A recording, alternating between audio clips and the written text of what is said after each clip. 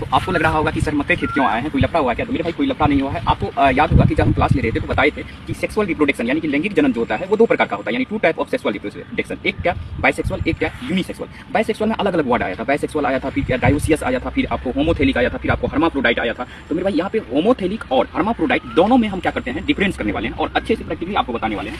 ये जो उदाहरण है होमोथेलिक का, माइट जो होता है उदाहरण होमोथेलिक का। अब होमोथेलिक का क्यों होता है, तो क्योंकि यहाँ पे देखेंगे कि ये आपका मकई का प्लांट है, इसमें क्या है कि ये आपका भुट्टा है, यानी जो भुट्टा खाते हैं आप, मकई का बैल बोला जाता है इसको, इसमें और इस वाले पार्ट में दोनों में देखिए यहाँ पे क्या है, ये वाले भुट्टा यानी कि जिसको हम पकड़े हुए हैं, कैमरामैन थोड़ा नजदीक आएंगे, तो ये वाला पार्ट क्या है आपका, ये पार्ट है फीमेल सेक्सुअल पार्ट यानी कि मादा जनन अंग।